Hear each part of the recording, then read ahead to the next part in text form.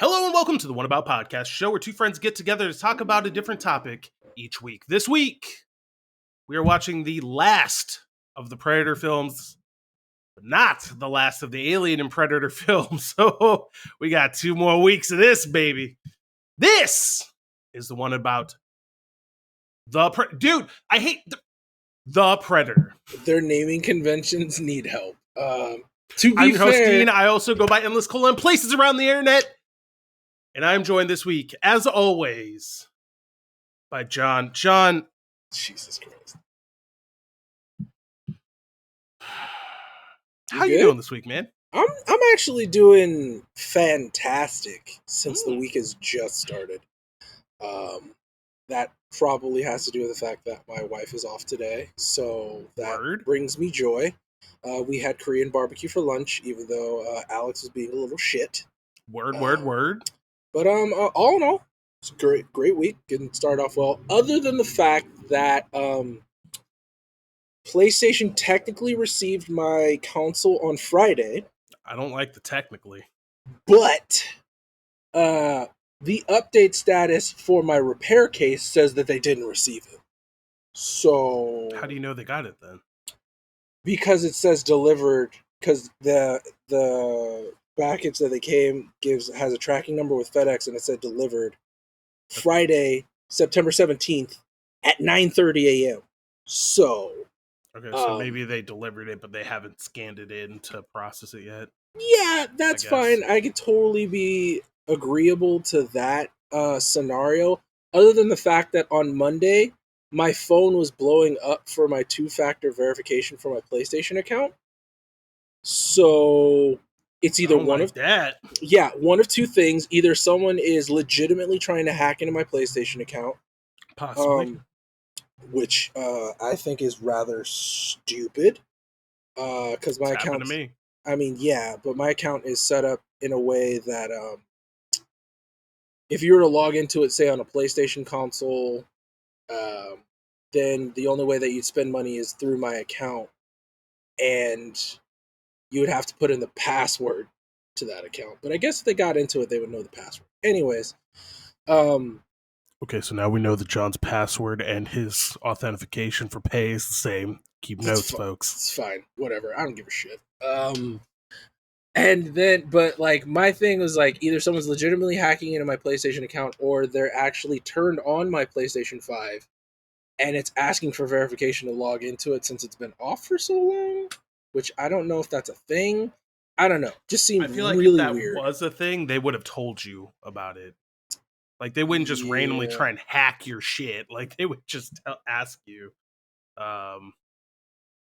it's like, what your shit is. So what's the verification? And like, I went to my email and nothing was up there. So I don't know.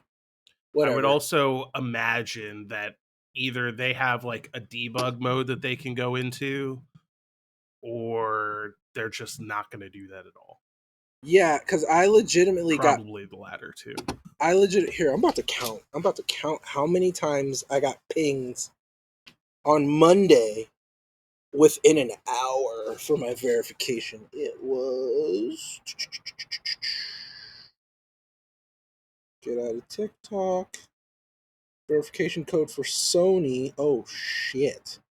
So on Monday, September 20th, we got 1, 2, 3, 4, 5, 6, 7, 8, 9, 10, 11, 12, 13, 14, 15, 16, 17, 18, 19 times I got pinged for verification, starting from 9:57 to 10:29. So in the span of less than 30 minutes.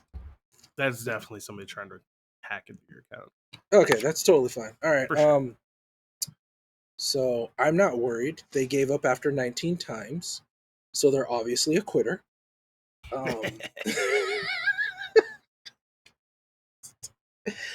Like, the only other thing is, like, I think it was like, how, like, no, the boys are in school at that time, so it's not the children. So I don't know what's going on. But at least we know the verification's working, the 2-step verification. Yeah. Sure. Yeah. Why not? Either that, or I have a whole bunch of PlayStation purchases that I don't know about yet. Surprise, bitch. But Yeah, other than turns that, out they didn't stop at 19. They got in at 19. um, other than that, I've been getting deep into Hyrule Warriors: Age of Calamity. To the point where I have finally found a good guide site with the best weapons, builds, and paths for each of the characters, because that's my shit. And I am now going back over, like, I'm basically, I think, at the halfway point of the game. But I have to do everything all over again, well, at least the main story battles, so I can get all the Korok seeds. So, for anyone who doesn't know or hasn't played Breath of the Wild, in the first Breath of the Wild, there is a thing called Korok seeds that you can collect. We've talked about this on the show before. Yes. And I think it's 200, right? No, I think there's 1,000 in. Is it 1,000? I think so. Is it 1,000? 900. 900. So you're close. So way closer than you were. Yeah, fuck you. But so by getting that magical 900 number in the original Breath of the Wild gives you a special gift. It's one way to put it. It's literally Korok shit. And it does nothing. Like, you don't, like, on Switch, you don't get achievements or anything like that. It's like, oh, you just found all the Korok seeds, here's a big pile of shit.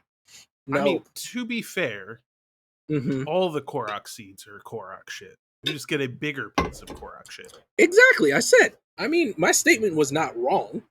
No, I just want to be clear. Yes. That you've been getting shit the whole time. You just exactly.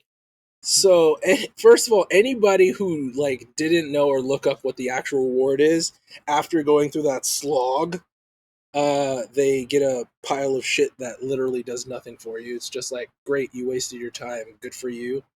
On being a completionist, which is something that's wrong with me when I play certain video games. Sure. Anyways, so in this one, I found out, oh, they have Korok seeds in this one. That's cool. They just ported it over to technically the prequel game. Lo and behold, halfway through the game, I find out that they're actually useful. Not only useful, but a necessity. So I am now going over everything from the beginning to the halfway mark where I'm at to get all the Korok seeds that I missed. You're talking about the main game? Or are you talking about Age of Calamity? I'm talking about Age of Calamity. Oh, okay. Yeah, it's a necessity. I was like, they do something for you for a while in Breath of the Wild, but I would hardly call them a necessity. Yeah, Breath of the Wild, they just, like, you can use them to increase your weapon cache carry, your shield carry, and that stuff, which by no part is, like, terrible, but, like, collecting all 900, you basically get shit. But it's not necessary to beat the game. It's just basically something that's nice, a quality of life addition. But in this game, it's a necessity. You need it for level ups and power ups for all of your characters, including a specific character as well. What? So, yeah. Yeah. Oh, do you want me to, like, one of the playable characters, Hetsu, the Maraca playing Korok? Oh, you needed to level him up. Yes, and also there's bonuses that you can give to all of your characters by using Korok seeds. Oh, okay. I was confused because, like, I know that you don't need them to level them up, but the way you said that implied that, like, you need to level up all characters. I was okay, like, that's level not up is not the right word. Power them up. Okay, gotcha. Yeah, okay. Yeah.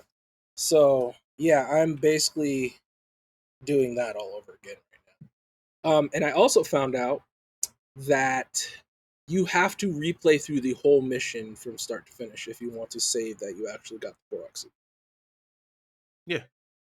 Oh, yeah, I'm sorry. This is your first Muso game. Yes, if you miss shit like that, you have to do it all over again. Sorry, man. Yeah. A big thing with Muso games, pretty generally speaking, like, I haven't gotten deep enough into Age of Calamity yet, although I'm starting to play it again, so I will soon. Is replaying missions. Like, that's where the bulk of those games comes from. It's like replaying them to get better drops and shit. Like, it's kind of like playing Diablo, but Yeah, with completely different gameplay.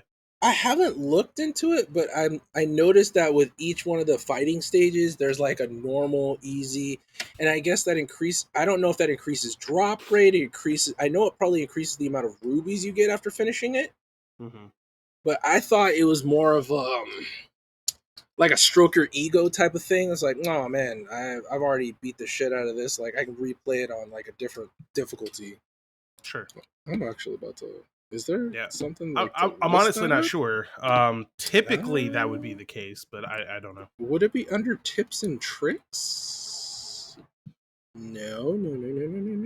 Why don't you just look up Age of Calamity? I'm on What's the point of hard mode? You're right about that. Bands, ancient arts, flails. Where flails? Oh, this water is delicious. Why Age of Calamity is best played on hard. Okay, it's not Kotaku. Let's see what they have to say. Turning up the difficulty changes Age of Calamity from a simple hack and slash to full-on war simulation. I like that. What was once just mashing A and B turns into worrying about character placement on the battlefield, item loadout, and actually having to focus on during combat. You realize this isn't your standard Warriors game once you get your first Moblin mini-boss. While playing on very hard, combat becomes much more reactionary because you'll essentially get killed in 2 hits, and you have to use all of the tools at your disposal to succeed. So I'm gonna stop right there for a second because, like, I was playing a couple of levels the other day, and I was playing this one. I'm sure that you've played this level if you're like clearing out everything as you go, which kind of your thing and mine. Yeah. But it's this level where you play as Urbosa, and like you have to defeat all these moblins without getting touched. Yeah. And like at the beginning of that, there's that part where the blue moblins or the blue Bokoblins? Fuck. Yeah, the blue bokoblins are throwing their clubs at you. I was getting fucking really mad, dude. I was like, this is way too confined to dodge this shit. Oh, it's totally easy to dodge this shit. I did that in one go. I mean, so the first time that I did it, I didn't see them over there, so I was caught off guard by that. And so the second time I was like, okay, well, I'll just dodge them. But you really can't. Point is, if you just fight through them, it's not a problem, really. But if you try and dodge it and evade everything, then it's a lot more difficult. But I bring all this up to say that, like, if the whole game is like that, that'd be very, very difficult. That'd be fucking shitty. I will say this, Urbosa's that bitch.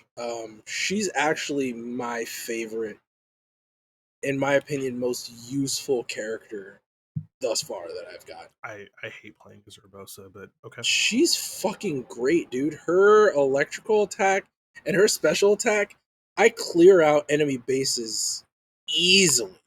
I mean, I'm not saying that she's bad. I'm just saying, like, I personally don't like the way she fights. What's your kind of play style? Because, like, Rivali's, like, you just have him sitting in air and just shooting arrows, but his aiming is really weird. Yeah. Daruk is really slow, but his toolkit's pretty interesting. Hate Zelda with a passion. Never like playing her.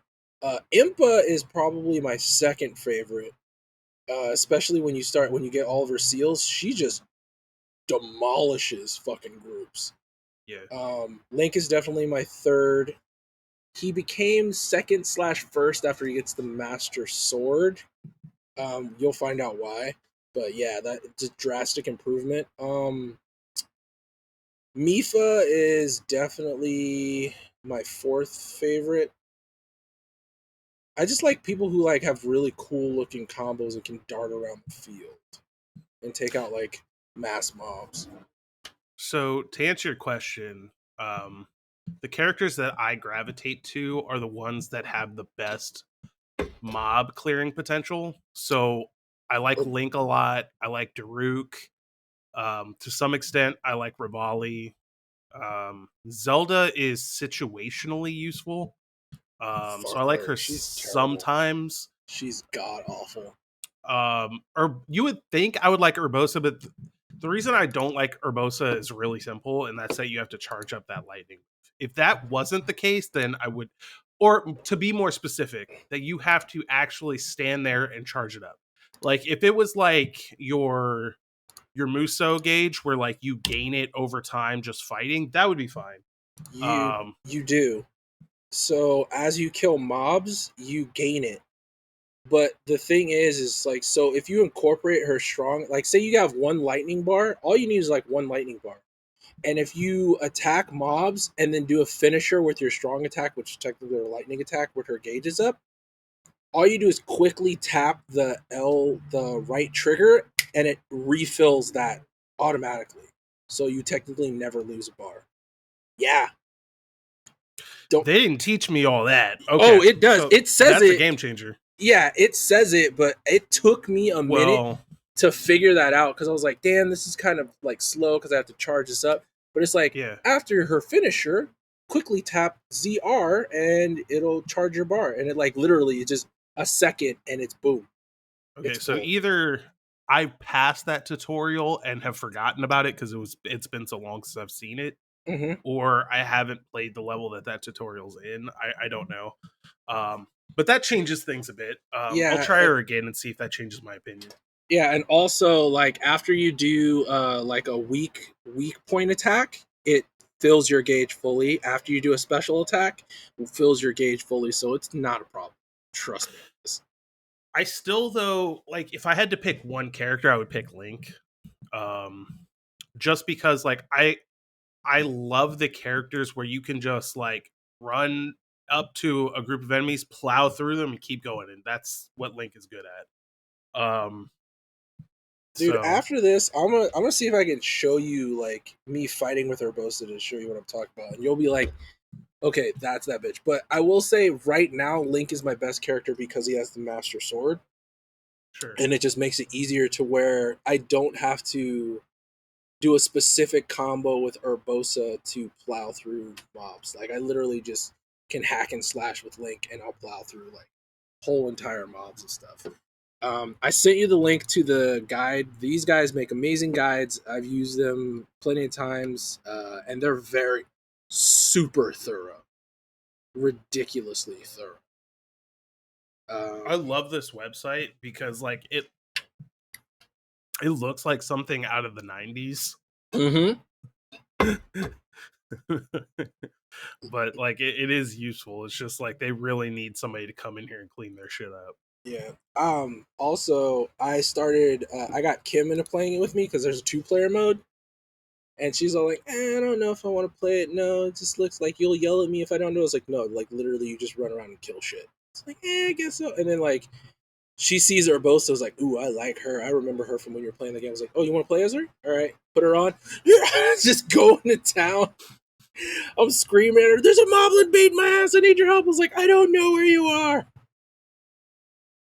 It's so if you end up really liking this game, I would recommend Fire Emblem Warriors to you, because Fire Emblem Warriors is like the most tactical Muso game that they've ever made. Like there's actual depth to it instead of just running around and beating random characters' asses. Mm-hmm, mm-hmm. Like so like you know how in Fire Emblem there's the weapon triangle where like swords beat or axes beat swords, swords beat spear, whatever. No, Like because I've that whole never thing. played a Fire Emblem game in my Oh, life. okay. Actually, no, that's gonna bug the shit out of me. So lances beat swords, swords beat axes, axes beat lances. Is that So right? it's a rock paper scissors type thing, right? Yeah, something like that. Lances beat swords, swords beat axes, axes beat lances. Yeah, I was right.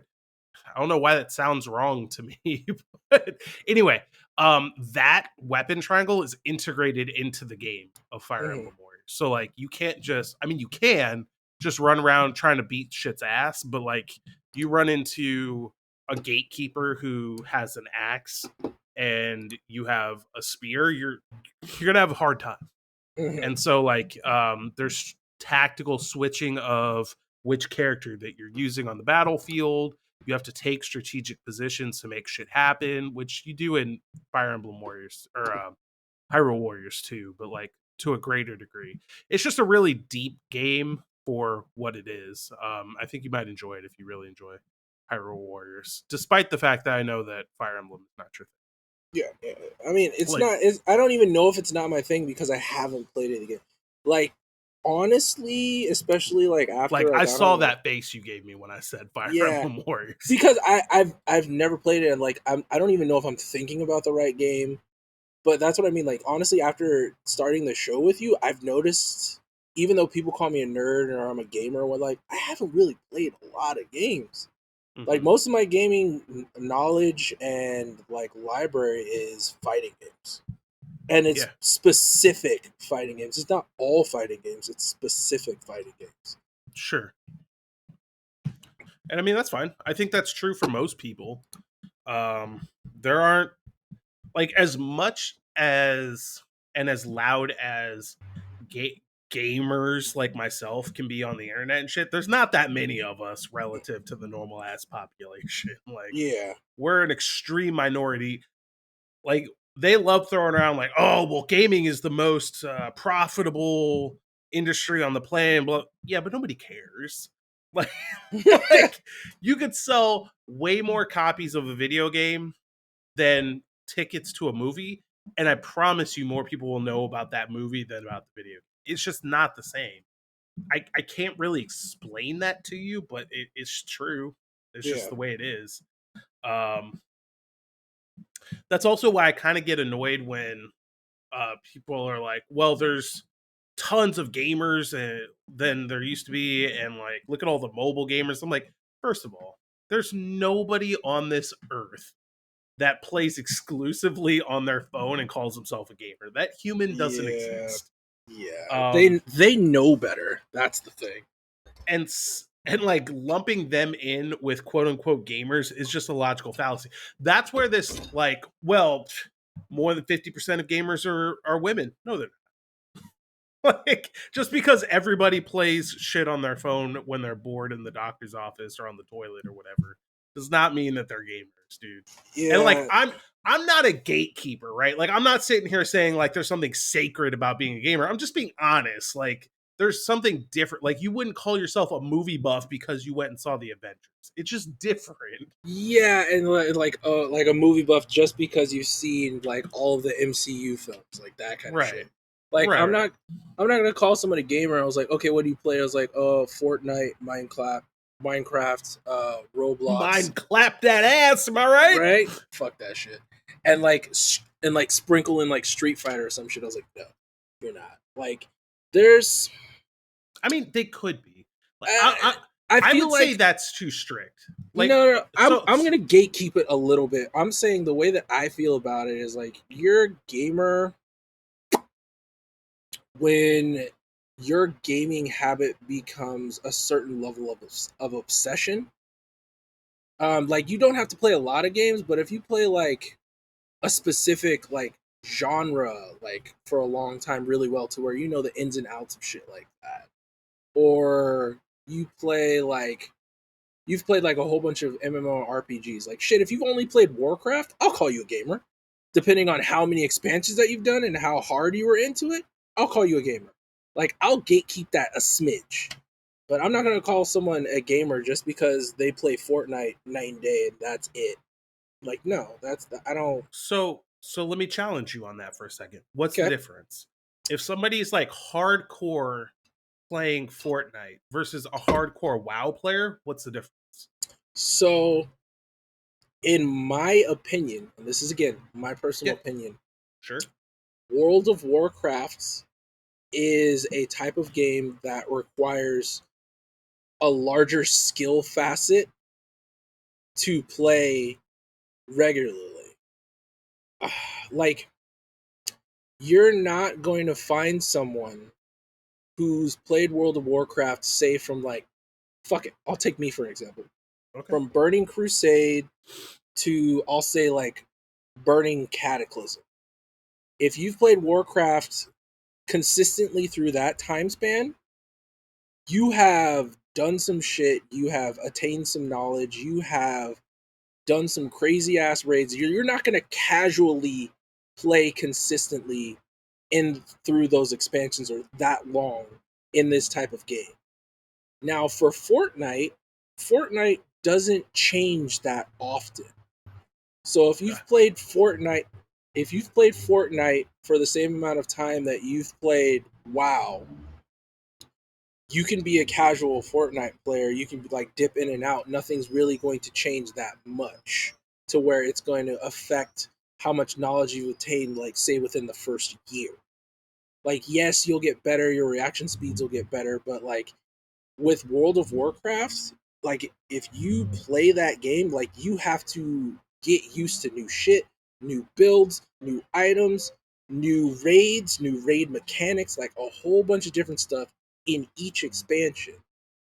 And that's what I mean. It's like it's a certain I feel that calling yourself a gamer is like you have a certain level of obsession with this genre, this title, this slew of games that have been released. And you could tell that when you talk to people, like how their eyes light up and how like excited they get about it. And like, yes, you can be that excited about Fortnite, but I feel like Fortnite is just, for lack of a better term, like they're just for casuals. They're for people that want to get in, have fun, do cool stuff like, ooh, look at all these dances that I could do and shoot people up. Like it's a cross between Counter-Strike and like Minecraft, I guess, if I had to like put them together. And like I've played a little bit of it. I haven't like been heavily into it because I don't find what's so interesting about it. And again, that's my personal opinion. That's fine. It's made the gaming community a hell of a lot of money. Twitch streamers a hell of a lot of money. There's obviously something about it that makes people come back and want more from it. I get that. But for me, like if that's all you've played, if that's all you're into, like I would not call you a gamer. That's just how I feel about it. And like you can use, for instance, what I told you about Warcraft, about nearly any like not even game title, like genre of games, like Zelda games, fighting games, racing games, all that kind of stuff. Like my friends, they play racing games exclusively, like Gran Turismo, FIFA, all those. They buy racing rigs and like those games, each one of them has their own unique mechanics that you have to get to be really good at, and they like literally fine tune their skills to each one of their games to be good at those games, to where they talk shit to each other and play like all night and get drunk just playing that game. And that's what I mean. It's that level of obsession that is like I need to figure this one mechanic out to where like I can increase my seconds on this track by like 3. You know what I mean? That's how I see it. So before whomever listens to this and wants to tear your ass apart for all this, I'm gonna throw you That's a bone fine. for a second. Cool. How much Fortnite have you played? If I had to mass it, I'll probably say I've played Fortnite for a total of like maybe 20 to 24 hours, like a day total. I mean, that's a significant amount. Are you sure about that? Like, that's a. I mean, I just say that because that's a truly significant amount of time to put into a single game. Yeah, You but think you're overestimating that a little bit? no, not overestimating it a little bit. Because the reason why is a lot of my friends' kids like Fortnite. Someone put Fortnite on my PC, and I just played it just to see like what the hype was about it, and I just couldn't get into it. Like when I try a game, I actually give it a chance. That's what I mean. Like that's close to the bare minimum of what I'll give a game before I just give up on. 20 to 24 hours? I mean, that's a lot to give to a game.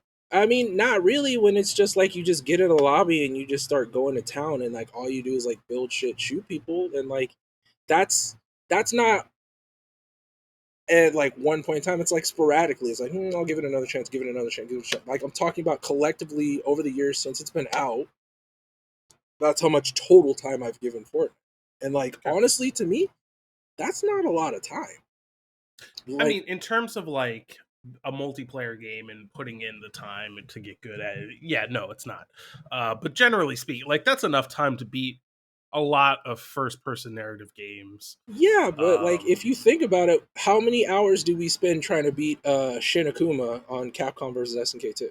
Nowhere near that long. Nowhere near that long, but a good chunk of time. Like what was it like that? Sure. It was like what 5-6 hours at my house, Yeah, just probably. in my sweaty ass hot dank room, 5-6 hours Yeah. just trying to beat one boss.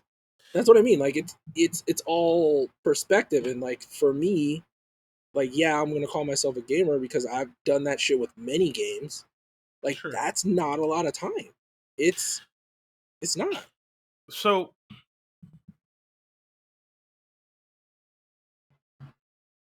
here's my thing. I think that your bias against Fortnite is showing a little bit. That's fine. That's my honest opinion That's based on what you're okay. saying. That's okay. Um, It's the most poignant example I could use sure. as being a piece of shit gatekeeper. Sorry.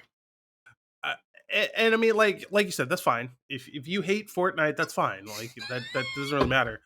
I I mean, like for me,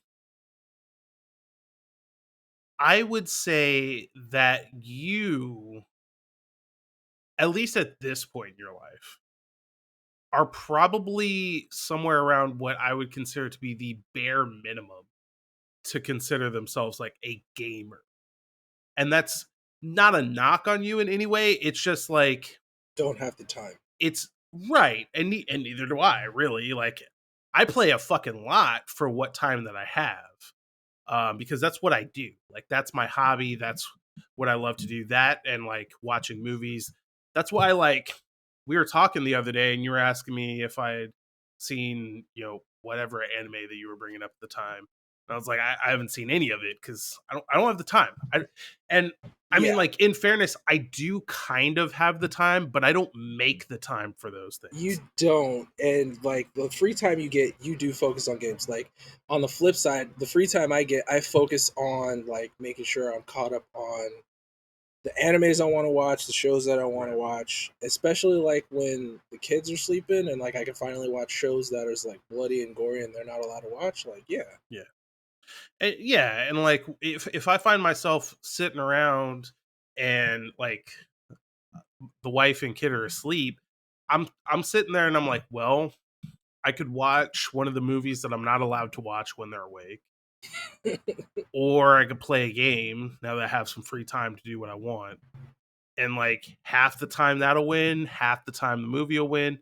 Maybe like squeak in 10% of the time I just waste my entire time like surfing around YouTube or something. yeah, But my point is just that like it's one of those things where over the years things like manga and anime and comics have fallen to the wayside where I love those things, but if I have to prioritize the things that I truly want to do, I'm going to spend it, playing through Doom Eternal and trying to get the platinum over there and playing through Hyrule Warriors Age of Calamity and shit like that, trying to get better on Rocket League, which smashing it, by the way. Uh, oh, but so like that's why to me, I'm like, I am definitely there's no question like I would consider myself a gamer first and foremost. yeah, And secondarily, I would say that I love film. And then everything else falls somewhere after. yeah, exactly. And I respect that and I agree with that because as of right now, the only time that a game will take priority over me, like ingesting interesting media, whether it be graphic novels, comics, movies, TV series, manga, anime, whatever, is when I start playing a game that just envelops my mindset. like this one right now. Like I didn't know that. I don't know if it's Muso games specifically, but this game, like you basically have like weapons that you can choose. You can specifically fuse the weapons together to give it a specific power up. It adheres to your play style, and then like it's hack and slash, so I don't have to think about it much. I mean, there are certain missions where I was like, oh shit, if I don't do this a specific way, I'm gonna lose. Mhm. And like again, like I can push that to limit if I raise the level up from normal to like hard, very hard, whatever, which I love.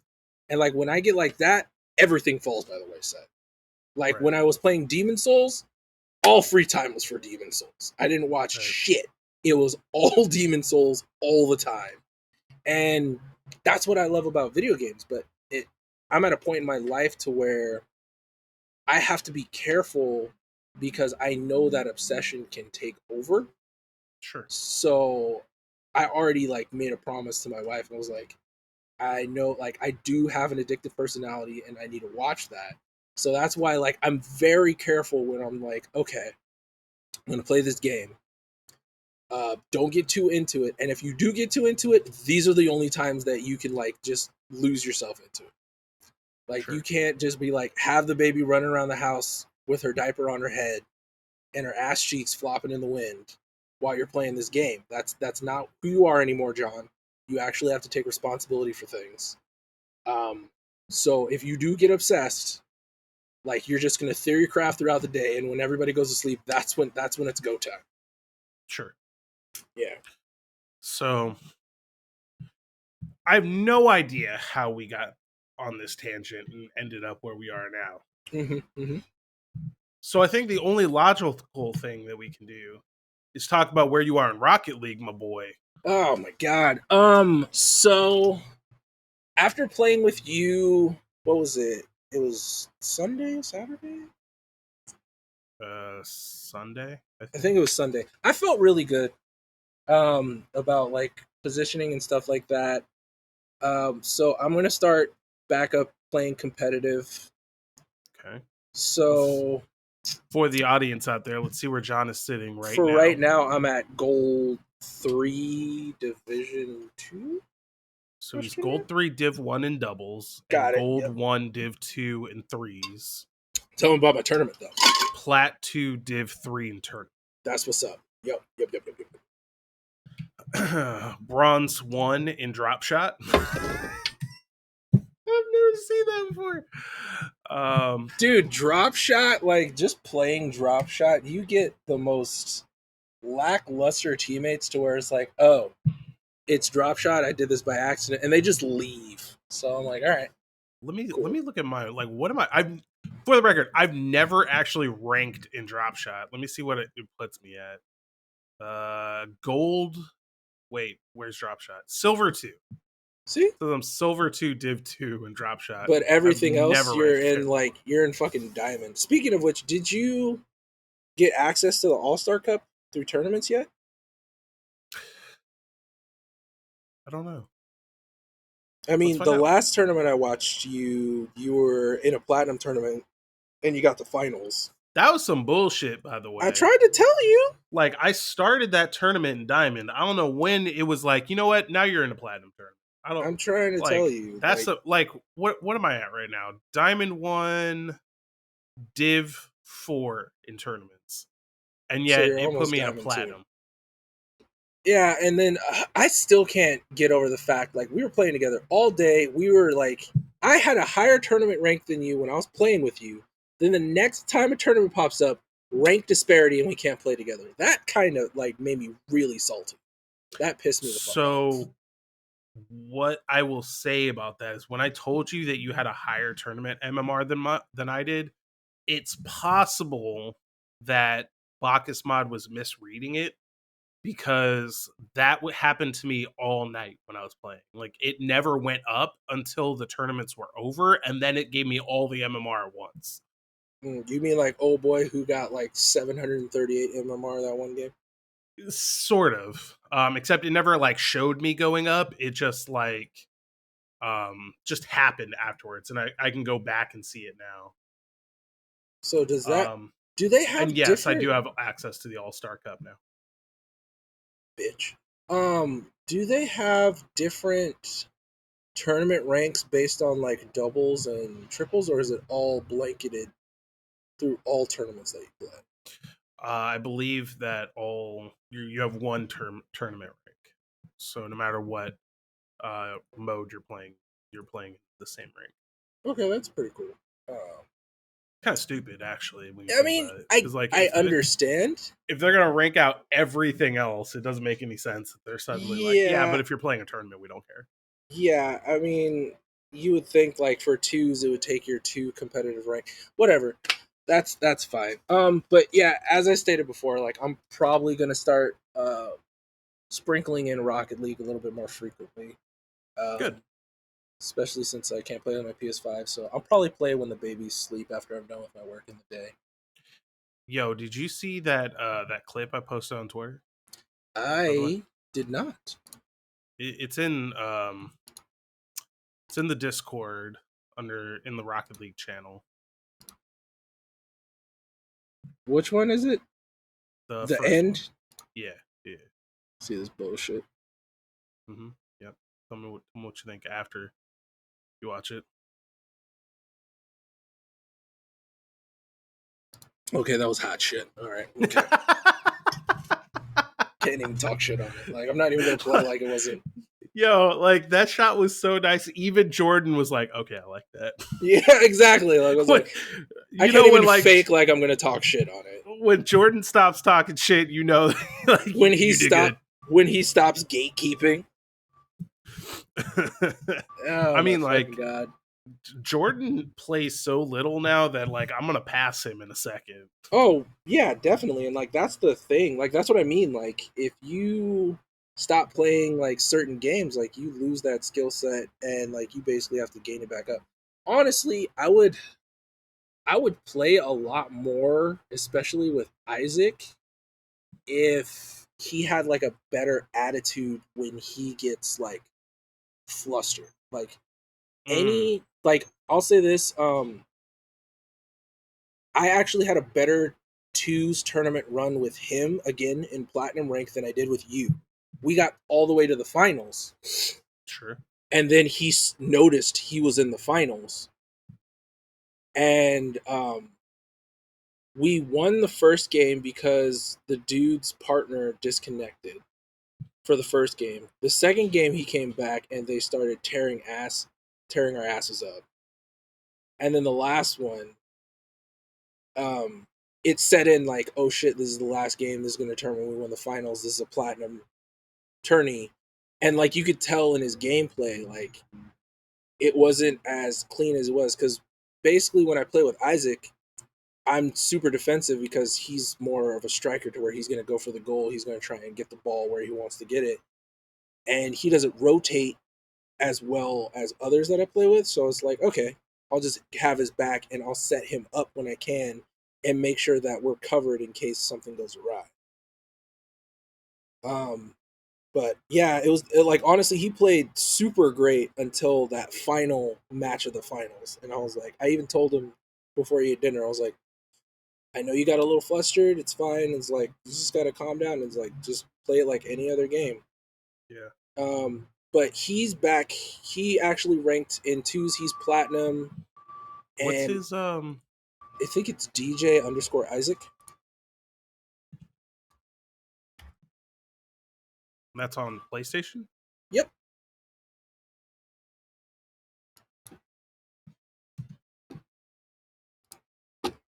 I got nothing.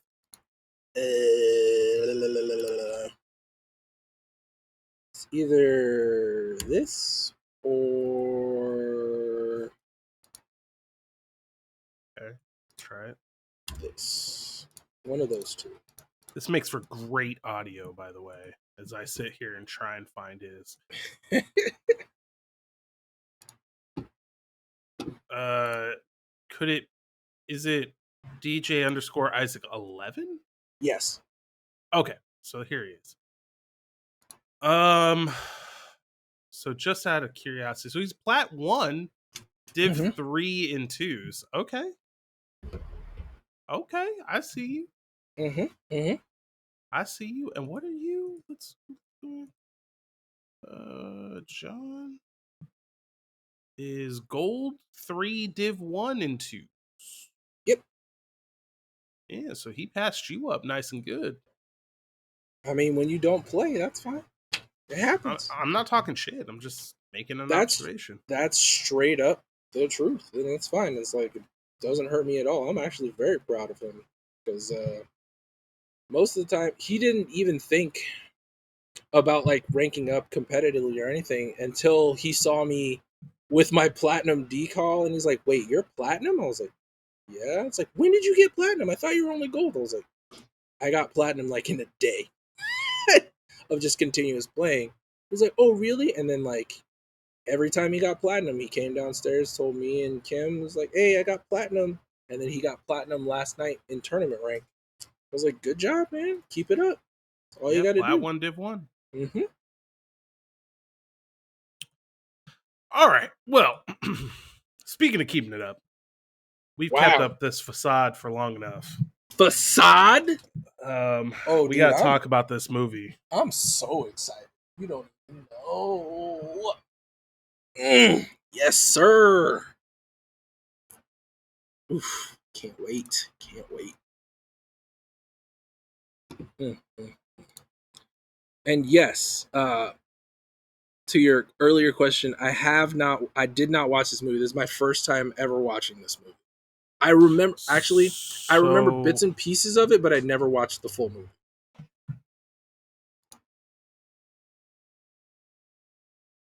So last week I said, "Oh, I'm very excited for you to watch this for the first time." This week, I'm so sorry that we watched this movie.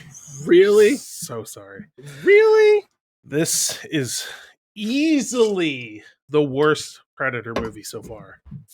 Wow. Easily. This movie how can you justify so many such problems. a statement? How, good sir? This movie has so many problems. From the plot to the characters. Ooh, okay. To the CG. To the CG. All right. It's fucking horrible. Horrible. Okay. It's a complete fucking embarrassment. Is it? Did you watch the same movie as I did? Worse than Predator 2, though? Yes. Wow. Markedly worse. This is the worst. Let me think about this. Yeah. Gather your thoughts. This is the worst CG in any of the Alien or Predator movies we've seen. Holy by a shit. lot. Good God, man. So, like, you remember how we thought that the alien looked strange in Alien 3? It's kind of like that, except just bad. There's no excuses this time. It's just bad. Okay. Now, I will say, I usually like to start with something interesting about the movie. This movie was directed by Shane Black. Okay. Who is notable as being my boy from the first Predator movie. It turns out like this guy actually is kind of a notable director, and I just kind of forgot about who he played in the first Predator movie. So he's Hawkins in Predator 1. And this man, let's see, let's go down the list. He wrote Lethal Weapon. He was an uncredited script doctor for Predator. Okay. He wrote Lethal Weapon 2, The Last Action Hero, which is a great movie. The Long Kiss Goodnight, Kiss Kiss Bang Bang, which he also directed. Good God. Iron Man 3, which he also directed. Okay. And The Nice Guys, which he also directed. Fucking love The Nice Guys. So, right. And so, like, this guy's no joke. But he was also, you know, like, I've noticed the Alien and Predator movies do kind of like to get a little incestuous with their casts. Bringing them from here and there and everywhere. So, that was cool to see. However, Mm-hmm. I struggle to find anything I like about this movie. Wow. Oh my god. This is only not the worst movie in the entire Alien and Predator franchises because Resurrection exists. If that movie didn't exist, this would easily be the worst one. You are such a piece of shit. Okay. But John, what did you think about this movie? It wasn't great, but I liked it. Okay. Like, what the fuck? You just literally just started this conversation, dropped your trousers, and started taking laxatives and just started running around shitting on this movie. I With some did apple kinda cider vinegar with that I shit. did kind of come in hot. Jesus Maybe that was a Christ. little uncalled for. You came in a little hot. Oh my god. Fuck. So, right off the bat, compared to the other Predator movies, yes, I will agree. It is probably the worst, but not by much. Because what we got in this movie is more comedy, which I enjoyed. I like when you sprinkle a little bit of comedy into my action. Wow, I can see your eyes getting wider. And then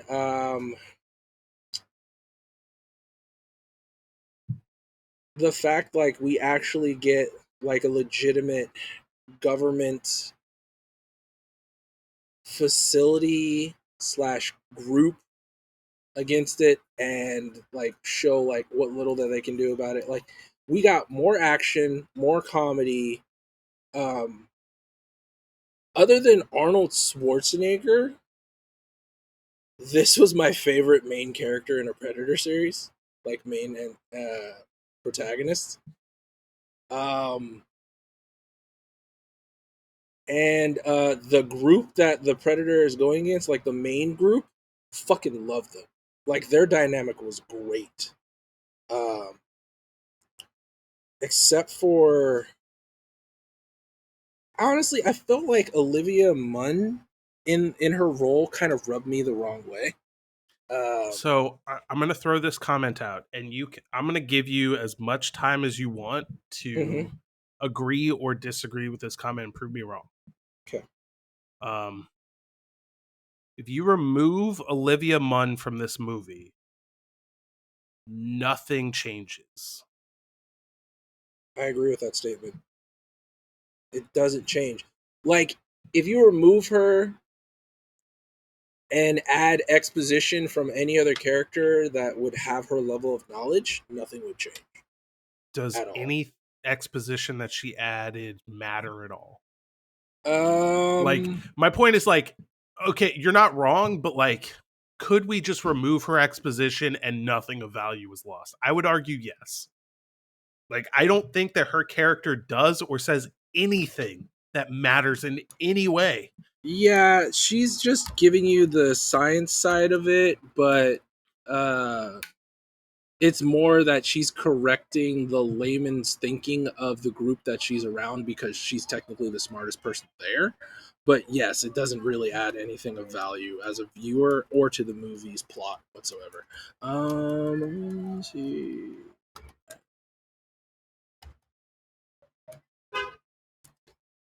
Because Will Traeger, the guy played by Sterling K. Brown, who I actually really like, his character basically gives you a high level exposition view of everything that she says.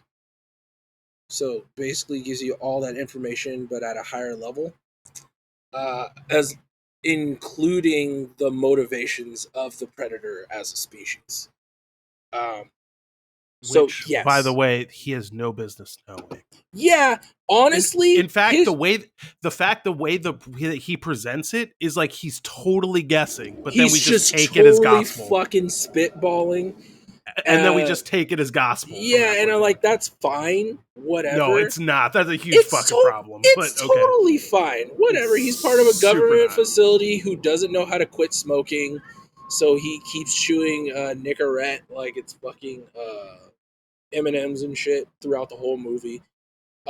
He is definitely the asshole you wanted, and you want to see die.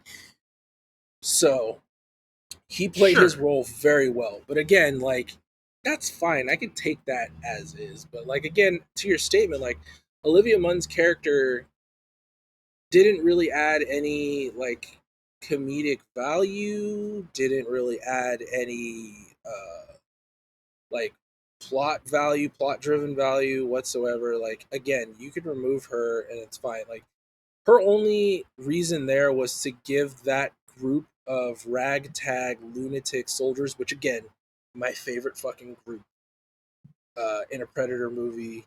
Actually, they're my favorite protagonist group in the Alien and Predator franchises as a whole. So fuck you.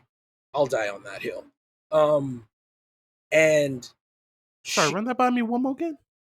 That group in the Predator, the ragtag group of lunatic soldiers, are my favorite protagonist group in the Alien and Predator franchises as a whole. So I'm just gonna throw this out there, olive branch. Okay. One last lifeline to save yourself. And say Predator, 1987 Predator. Arnold Schwarzenegger. Yep. Jesse the Body Ventura. Yeah. And all those guys. Again, they're my second. They're my second favorite. Okay, they're my second favorite because this group didn't have that rapport that you saw on the helicopter scene. Like, I get it. The Predator in 1987, best movie, great movie, amazing movie, done really well, has a lot of like little filmography nuances that make it better, especially in the limited screen time that you have with them. Like, they did a lot with the amount of screen time that they had with the cast. But this ragtag group of soldiers that got together on a loony bus, I just liked them more. They were funnier to me. They built a rapport over a quick extreme event, which usually happens, especially given their backgrounds. They are very relatable to each other. And the ending sacrifices that they all made, beautiful. It's fucking amazing. Great. Do you say this shit just to troll me? No, I'm not. Like, you already know the type of person I am. I'm not going to say this shit just to get a rise out of you. That's not the type of person I am. Like, I mean, you're good at it anyway, though. I know that. But again, like, what problems did you have with them? Like, they were fucking funny from start to finish, especially interacting with each other. Like, the only one that I had a problem with was Nettles. I feel like Nettles could have been removed and it would have been totally fine. Especially, like, he went out the bitchiest way of everybody involved. I mean, Nettles, does Baxley really matter in any way? Who's Baxley? Thomas Jane.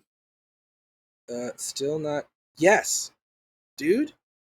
Him and Cole, like, the double assisted suicide. I mean, they're both dead regardless, but the way that they did it, like, especially, like, you didn't know that they were friends from their interactions in the beginning. Like, dude, it was great. You really gonna justify a character's entire existence because the way that he got killed? Not the way that he got killed, the way that it led up to that. Like, they had each other's backs, even though he was talking shit. Like, it's the type of shit, like, in our friend group where we talk shit about each other, but, like, when shit hits the fan, like, we got each other's backs. Like, that's what it was with them.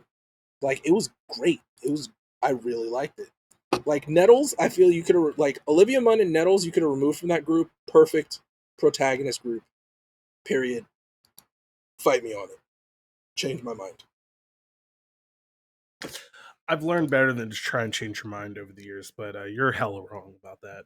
Okay, whatever you say. All right, cool. Yeah. The group from the original Predator are way better than these fucking lunatics. Now, that being said, No. I don't think that you're wrong about them being this kind of scrappy ragtag group that comes together. They're funny, blah, blah, blah. Okay, fine. It doesn't make any fucking sense, but bro, you got these fucking ex-military dudes that are getting hauled away to For wherever the fuck psychiatric they're going evaluation. because they're like lunatics or whatever. They see an alien, just go, all right. And then they just like, they're fucking gung-ho to go after it. It doesn't make any fucking sense. Nobody sees something like that and just goes, all right. I don't even care if you're crazy. You don't see some shit like that. Like, these people aren't completely unhinged. True. I mean, they have some levels of common sense. Backsleeve, but for the most part, they're not completely unhinged, and they're just fine with this. Like, nobody, there's a reason that if aliens exist, the government is hiding it. Because you don't just tell people that, because they can't just handle it like they do in this movie. It doesn't fucking make sense. But okay, fine. We'll just roll with that. Beyond that, like, were we really sitting here like, you know what Predator really needs? A bunch of comic relief. You know what? Let's make the entire cast comic relief in this next one. Fucking nailed it. No, absolutely not. You can add some comic relief, but you know what? Forget it. I don't even give a shit about that, because my real problem with this movie has nothing to do with that. As much as I don't think that was necessary, I'm not mad about that. Thank you. All right, I'm glad that you actually stopped yourself and backpedaled just a smidge. Oh, I'm not backpedaling to admit Fuck that. all that. Fuck all that. Okay, all right. Like, I would rewrite every single bit of this movie if I had the chance. I would completely delete it from history. Okay. But the real problem with this movie has nothing to do with them. The real problem with this movie is that it's not about the Predator at all. This movie, the baseline plot, is theoretically the most interesting Predator movie they've ever developed, and they totally ignore it. Like, they didn't even fucking care. Like, how the fuck are you going to sit there and be like, so there's this another Predator Civil War type thing going on. We're not going to address that in any way, shape, or form. This Predator comes crashing into the planet. We're not going to explain that at all for 3/4 of the movie. And then when we do, it's this motherfucker over here just randomly conjecturing about what's going on. And then we just take that as gospel, like that's totally true. Mm-hmm. Which, I mean, like, beyond that also doesn't make any sense. Okay. Let me back up. So this motherfucker goes, well, clearly this guy crashed here so he could deliver us salvation from the rest of the Predator, because they're going to come in here, kill all of us, use them to genetically modify themselves, which we've never seen before now. It doesn't make any fucking sense that they just randomly started that, but okay, fine. Genetically modify themselves and then run this bitch because they like it nice and humid. Okay. First of all, we have no reason to believe that they like it nice and hot, other than the fact that they hunted in the jungle in the original movie. They have a jungle planet, which they shouldn't even know about. And then, like, he's in a jungle climate here. But in the second Predator movie, which, by the way, they reference in this movie, but they said it happened in 1997? Yeah. I don't, doesn't matter. Not even going to worry about that. Yeah, they fucked it up. I know. In that movie, he like spends his entire time in the slaughterhouse where it's fucking frigid as hell. It doesn't make any sense. Okay, fine. But then you have this big hulking genetically modified motherfucker that comes in, kills that guy instantly, so we never learn anything about him. Makes him his bitch. Like, that straight up makes him his bitch, and then just lets him drive away. The whole time, by the way, this guy is supposed to be here to save us, but he's still stringing humans up in the trees, by the way.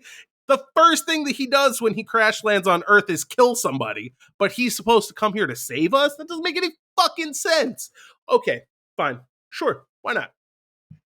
And then he spends his entire screen time in this movie trying to hunt down his bracer and his helmet. The bracer, okay, I get it. Apparently, he needs that to run his ship or whatever. Fine.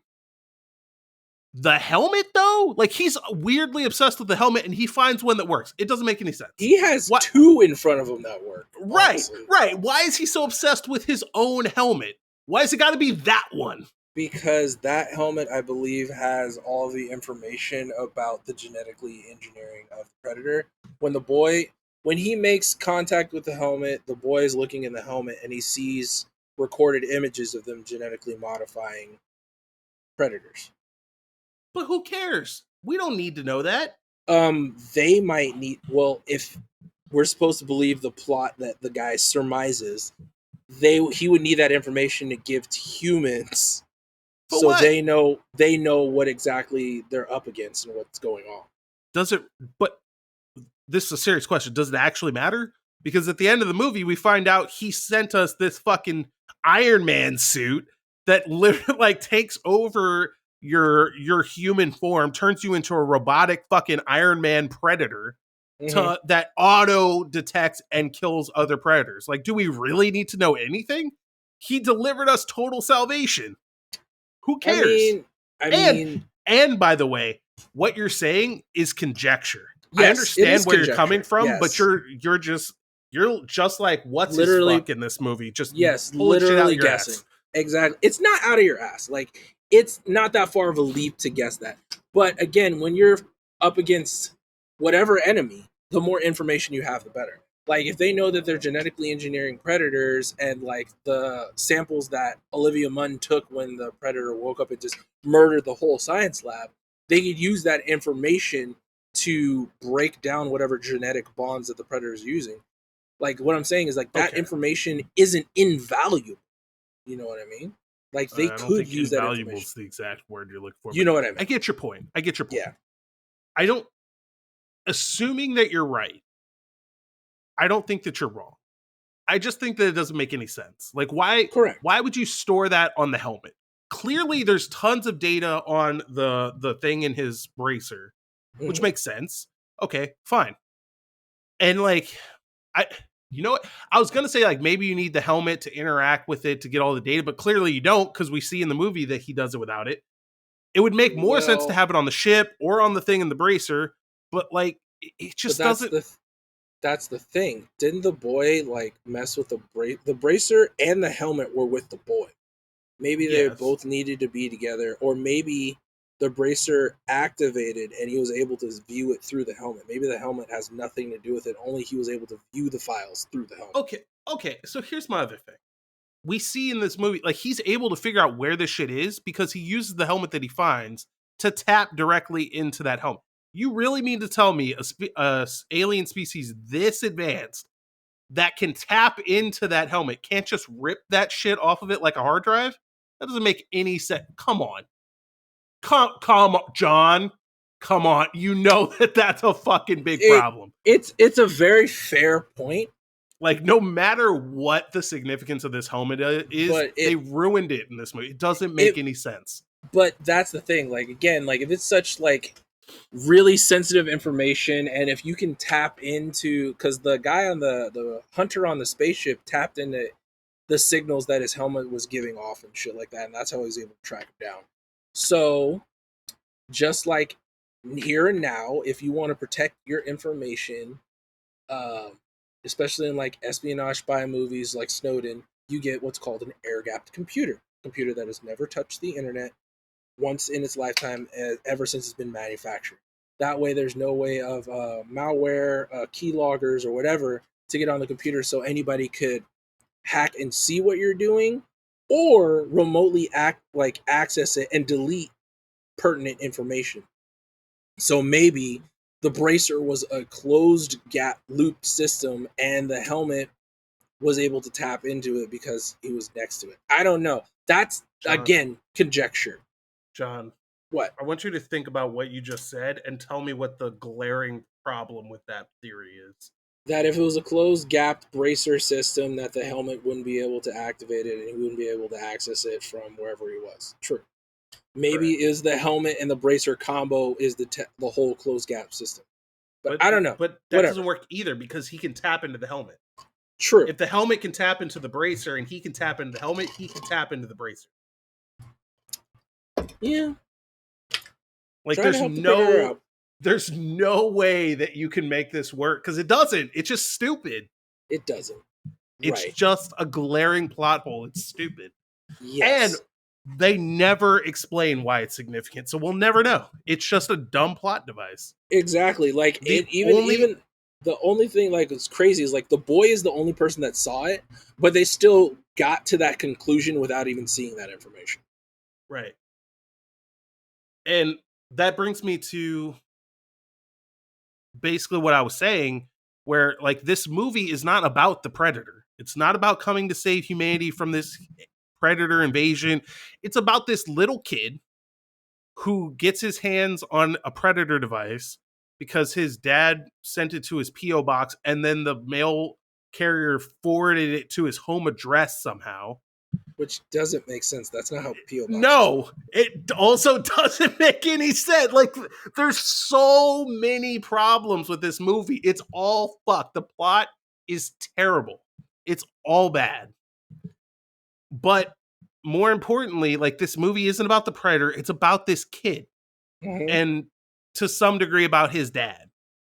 I don't give a shit about this random kid or his dad that I never knew. But like, if we'd been following these characters up to this point, like this was Dutch, and we had followed him through these 4 Predator movies, that'd be one thing. But it's not. We've never seen these. The only connection to the past movies at all is that they randomly drop that they've been here twice before, and that why can't I remember his name? Gary Busey's kid plays Gary Busey's character's kid in this movie, which was hilarious. But like, other than that, there's no connection between them. So like, why do I care? Why do I care that this random guy stole this random Predator's helmet? And again, they don't tell us any of this until like 3/4 of the way through the movie. We're watching all these events unfold, and I'm like, what is even going on? What is the fucking plot of this movie? Because so far, it's just like Predator crash lands and shit just started happening. Yeah, basically it's piecemeal together. And like, you want to know what? I can agree with you on that. That's totally fine. Like the plot is an abstract concept wrapped in an enigma. That's fine. I'm okay with that. I think you meant to say total piece of shit. Sure, you're right about that. Okay, I still enjoyed it. Like, And I'm not trying to take that away from you. No, just... like you can't. It's just I understand. Like, you already know that when I agree that your points are valid, like that's fine. It's a piece of shit plot. I get it. But in this piece of shit plot, you get good action and you get good comic relief. Like, it wasn't, they didn't shove it down your throats, and you have to agree with that. Like, they could have went full hog and like 24/7 throughout the whole movie is like all comic relief, no tension, no real action. Like, even in the action moments have like dumbass comic relief, which I fucking hate. How many suspenseful moments are in this entire movie, John? When Crash lands in the jungle, when he's tearing up the science lab. No. When he's stalking them in the school. No.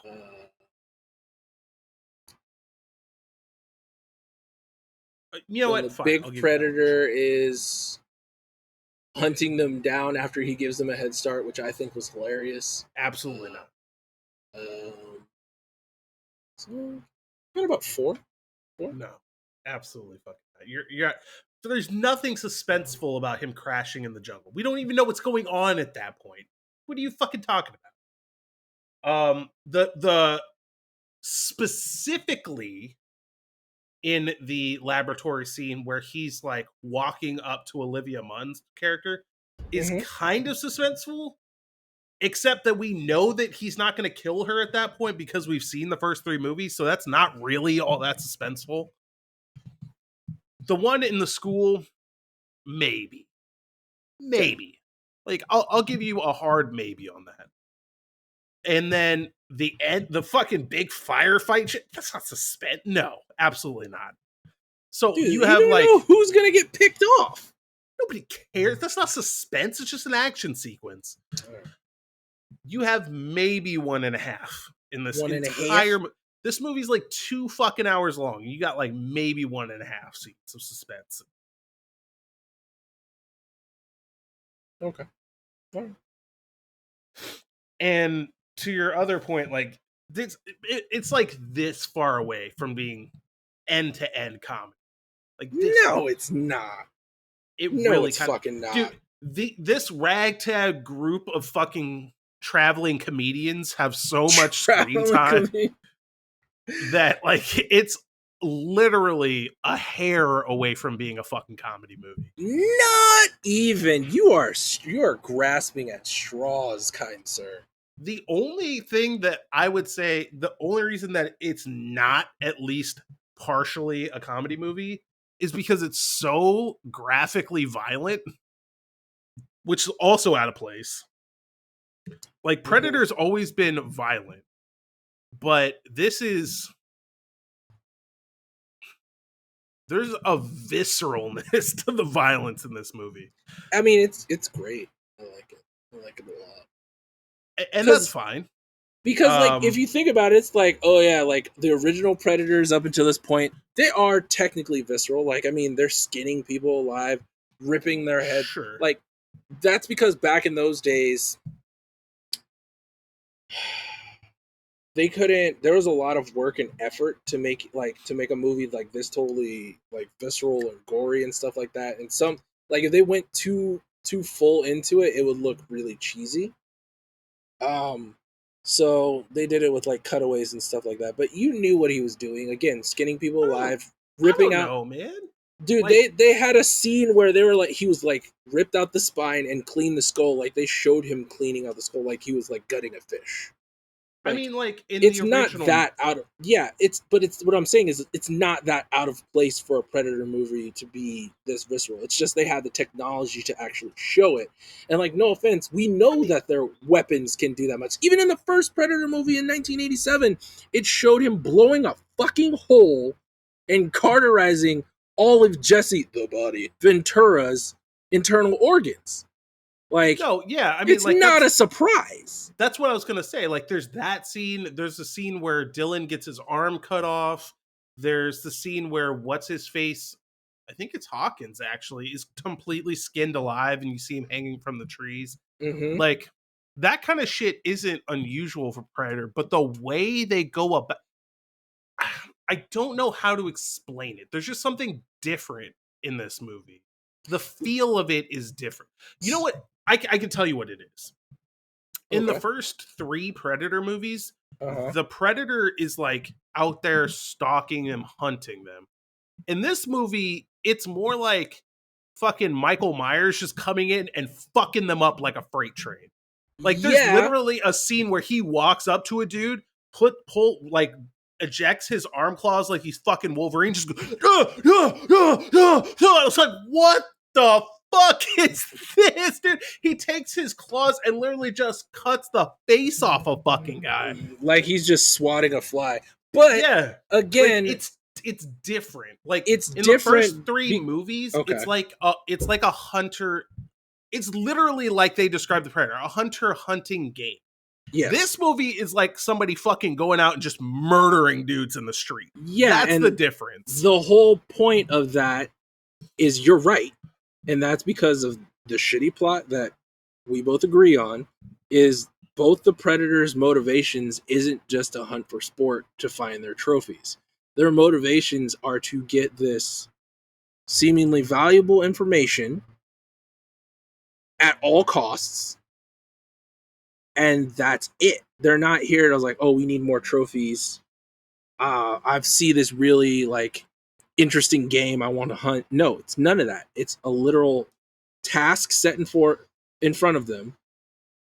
And that's their objective. They're not here to be stealthy or none of that shit if it's not going to help them with their task. And like, he was already caught in a science lab. He sees everybody can see him, like, and they're all out to like basically kill him. Nearly everybody in the science lab had weapons. So of course he's going to take them out effectively and quickly because he's in a what's the word I'm looking for? Multi-target aggressive situation. Like basically everybody in that room was either going to out to kill him or detain him, to his knowledge. So he had to take them all out. And then the super predator, he basically sees us as ants. He doesn't care about our fucking feelings or shit like that. He literally said he's only going to spare one person, and that was the boy. They thought it was the actual soldier, but it was the boy. He said, I want McCain. He's going to be my trophy. He's going to be your leader. Basically saying, this is the smartest motherfucker out of your whole group. I have seen him as worthy. And that's it. First of all, don't call that thing a super predator. Super we saw predator. Super Predator in the last movie. This is Super Predator. What do they call this abomination? Bioengineered predator? We call him a bio predator? Upgrade Predator. Super Predator's better.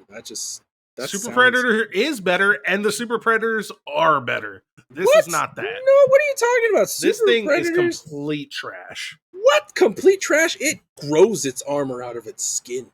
I don't give a... That's the...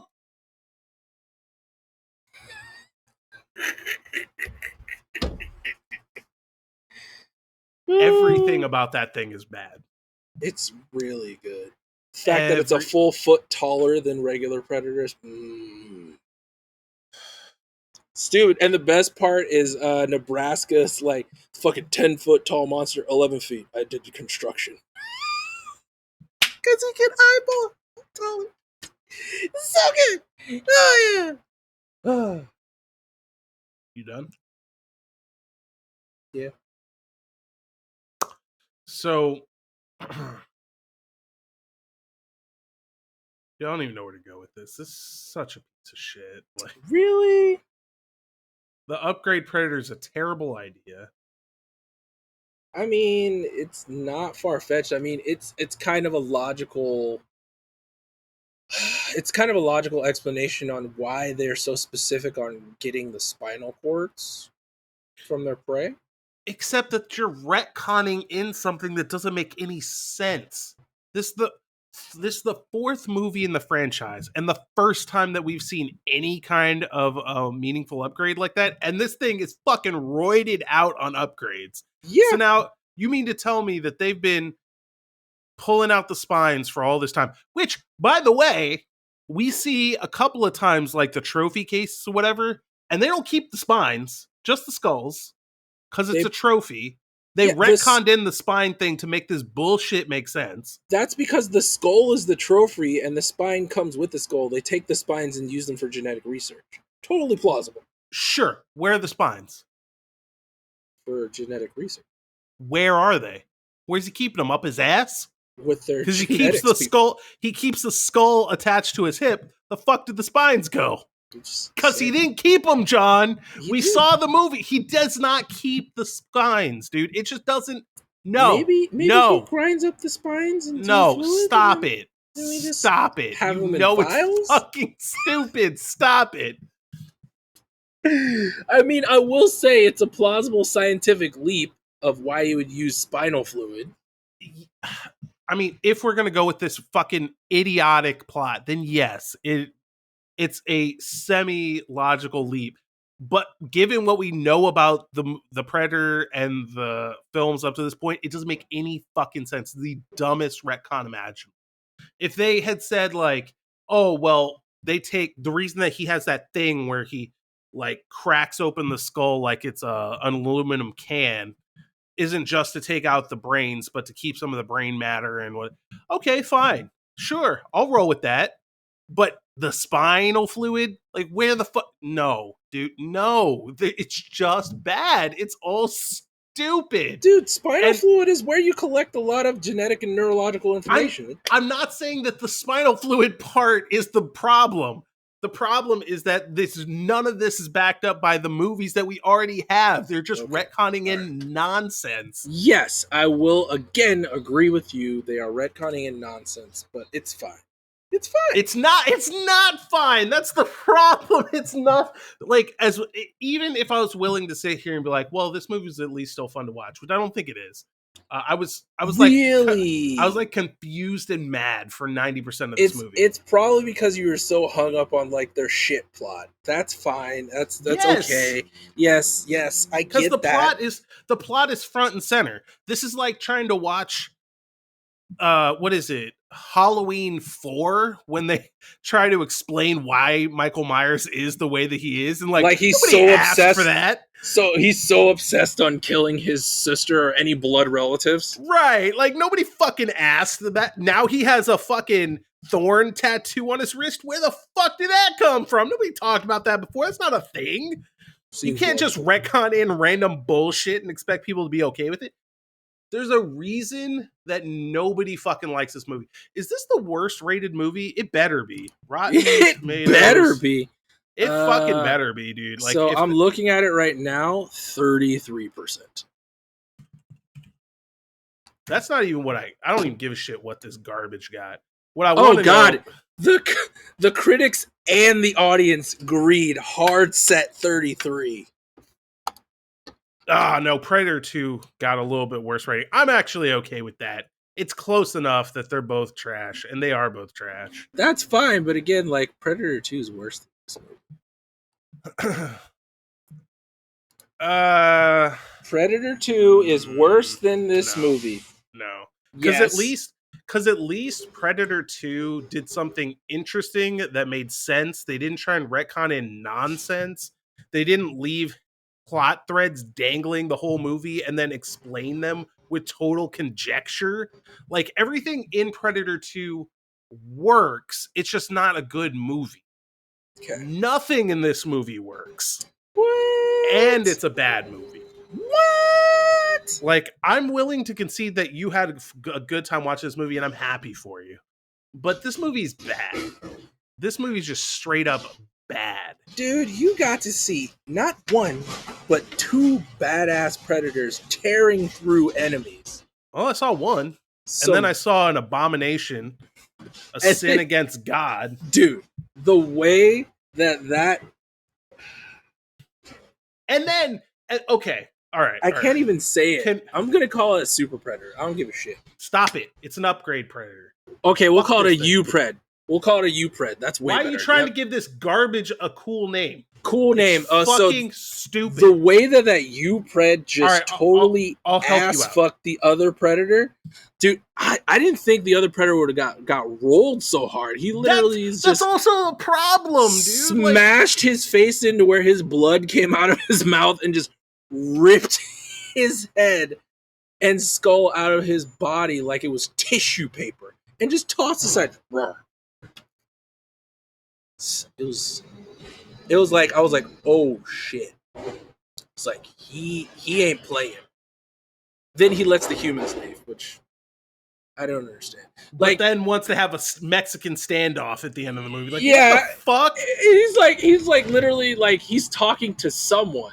And he's basically like, oh yeah, there's actually several leads with the humans. And you just let them go? Why not stop them if you know that they're leads? I don't... Okay. He even saw the bracer on the little boy. So, there's something that I want to talk about in this movie. Something that comes up all the fucking time for some reason. Uh-huh. And that's language. We see the Predator language used a ton in this movie. They don't tell us what any of it means, but they show it to us. Yeah. They put fucking subtitles when they're talking to each other, but don't tell alien us what language. It means. Dude, that is my biggest pet peeve when it comes to subtitles. Like, why the fuck are you gonna give me just don't have subtitles? Oh, dude, like, you're watching a movie, and then it's like speaking in Spanish. I was like, excuse me? You could get someone from high school to interpret what they're saying in Spanish. Come on now. Don't do this. Or it's like, the stupidest thing to me. It's like speaking an alien language. It's like, okay, you're telling me they're speaking in an alien language. I know this is for people who are hard of hearing or deaf, but wouldn't it be better to just like interpret what they're saying, or like have someone tell you what they're saying? I know like the director, either the director didn't want you to hear that because they didn't care about that little point or whatever, but I know there's Then why most is of it the time. there? I know there's most of the time where there will be like, this means something, or like this particular conversation between these aliens means something. But like if you're gonna do that, just put clicking noises. Predator makes clicking noises. Don't even say alien language speaking. Just say Predator makes clicking noises. That's it. If you have to put something there. And Like, then, but then, and this is the part that really kind of pisses me off. This movie continues the conversation that we've had for 3 movies now mhm. about whether or not they understand English, and pushes it to the extent where like there's just no denying at this point. Yeah, Like they absolutely understand our language, 100%. our culture. Like if you had any doubt, the moment where that motherfucker jumps in the back of that van, kills the dude, rips his arm off, and then puts his thumb and like puts it up front to give a thumbs up, like there's no denying it at that point. This motherfucker absolutely understands English. Yeah. And then Oh, to top it, did you go see ahead. when the Predator was leaving his scientific encampment that he mimicked one of the soldiers' voices for the voice activation and used his hand? Yeah. Yeah. Like knew exactly what to do to get out. And then like has an entire dialogue where he gives them a translated message at the end saying that he's going to have this big fucking Mexican standoff, but you have time advantage to get away. He's like, what is I'm time like, is? Does that mean a head start? It's great. It's fucking great. and I was like, how the fuck are you going to make it clear and obvious that he understands our language, but then like he says something fucking asinine like that to give you time advantage? What the fuck does that mean? And then you have this motherfucker over here again, the head start, and we just take his word for it because that's what we've been doing this whole fucking movie. Well, I mean that might be one of those things like where it doesn't translate well. Like there's a lot of languages that don't translate fully to English.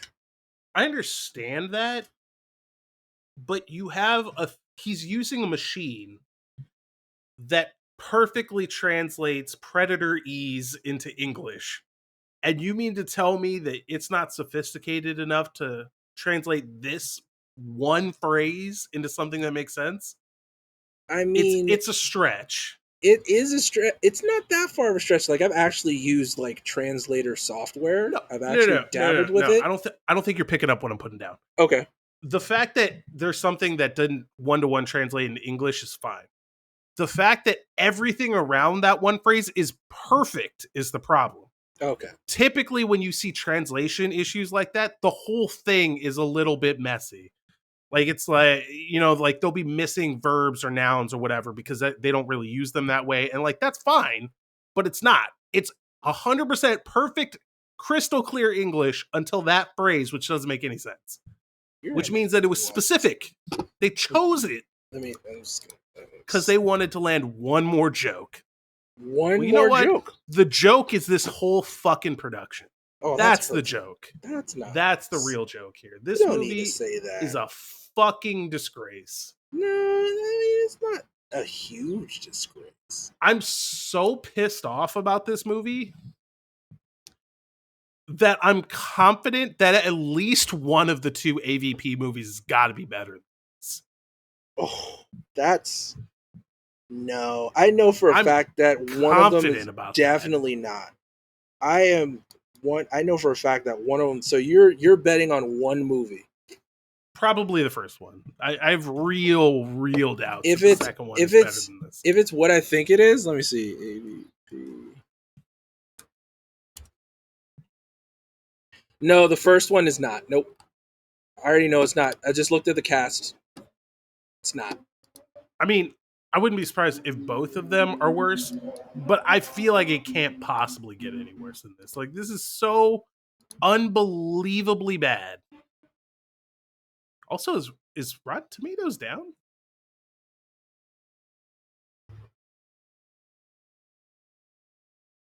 Can you get to RottenTomatoes.com? It's just me. It's just me. Are you trying? You're not even answering me.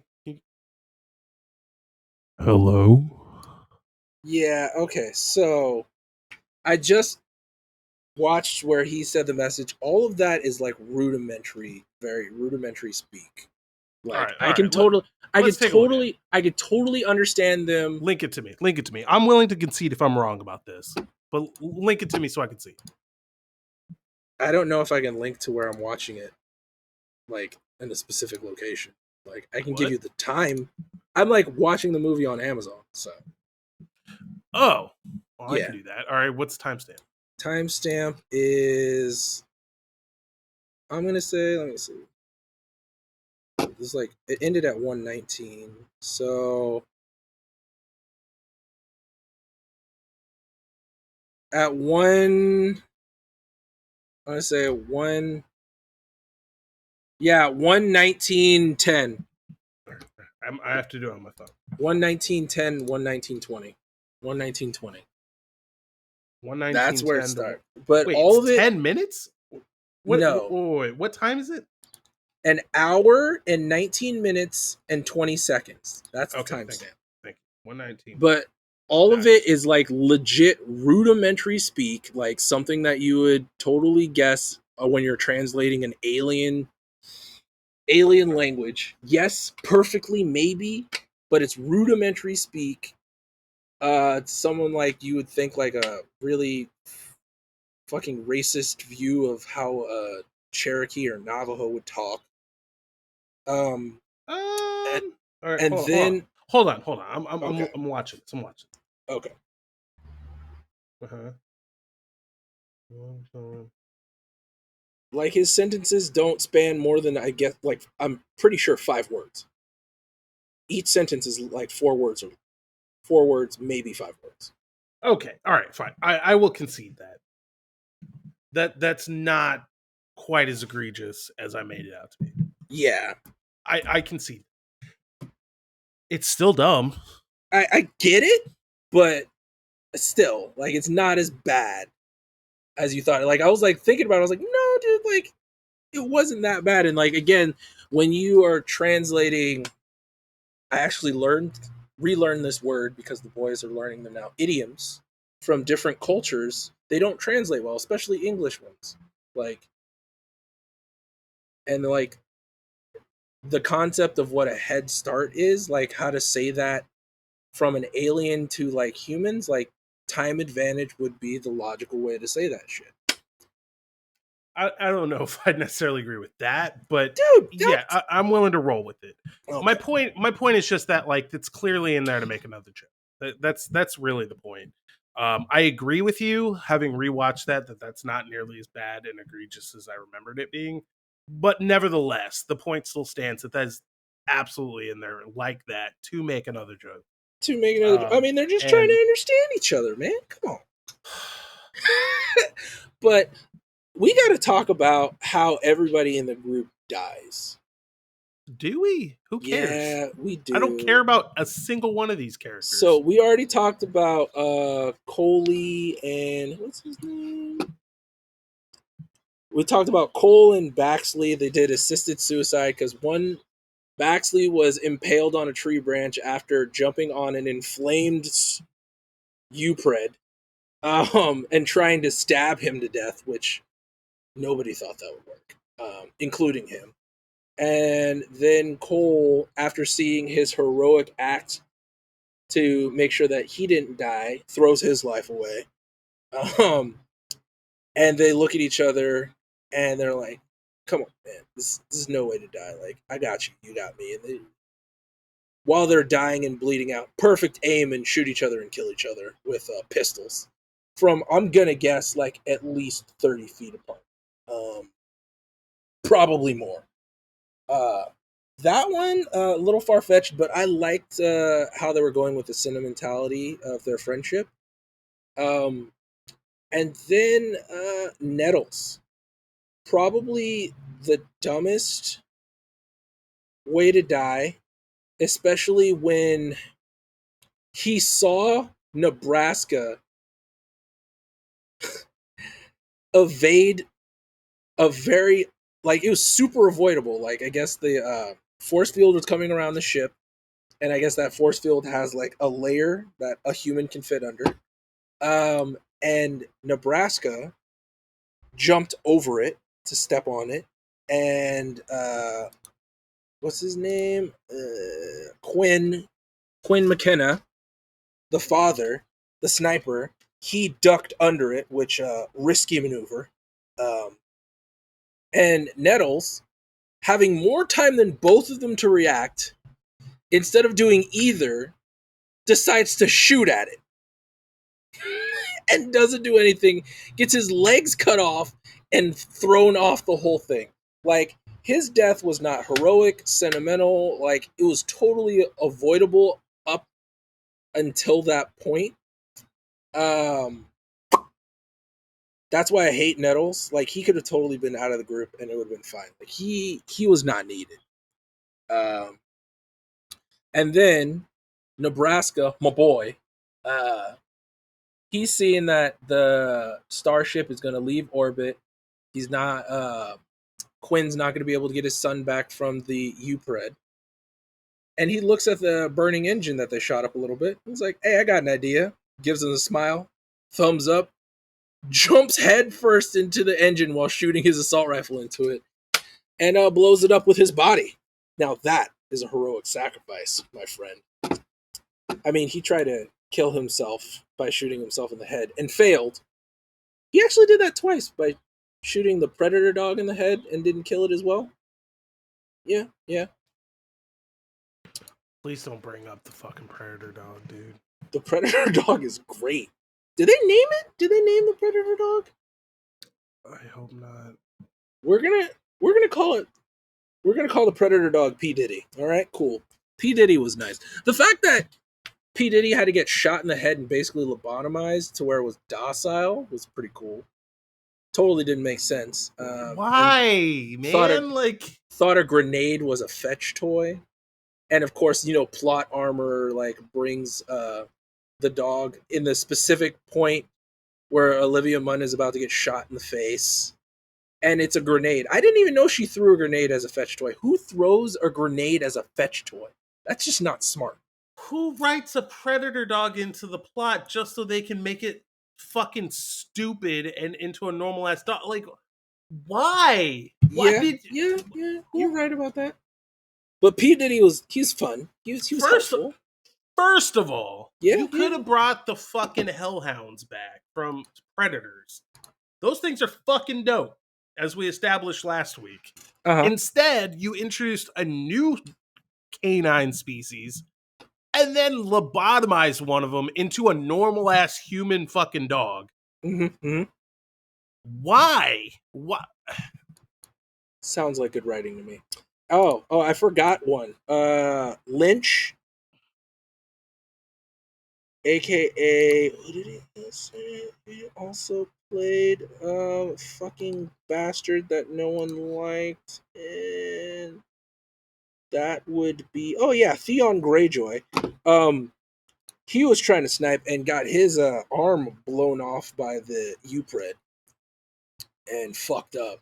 So again, out of the total group, 1 heroic death, 2 sentimental deaths, and 2 deaths that really didn't matter. All in all, decent death ratio. Yeah. Are you done fucking with me yet?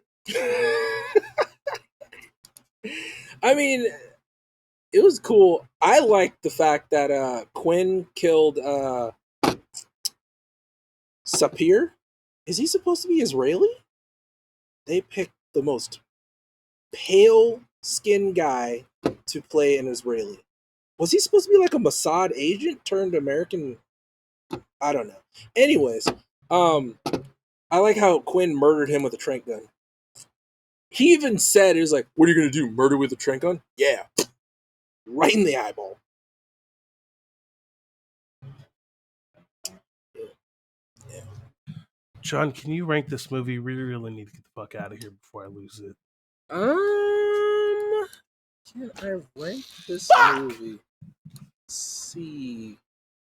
I'm going to give this movie...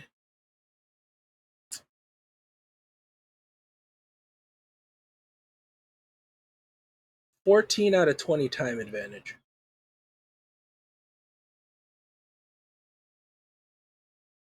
Yeah. Not great, but solid enough to be enjoyable.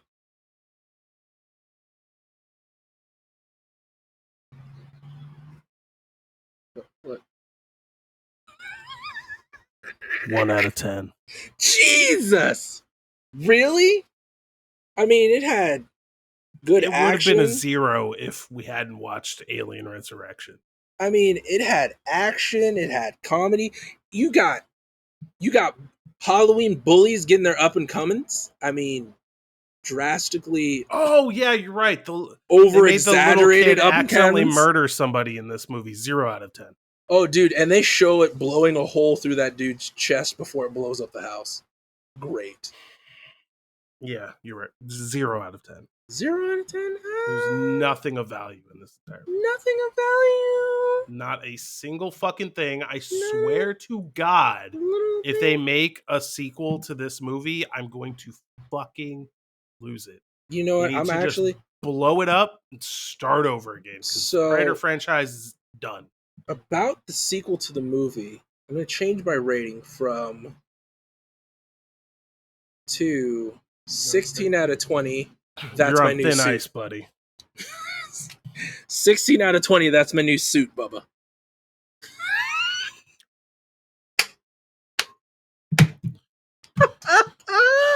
Next week we watch Alien versus Predator.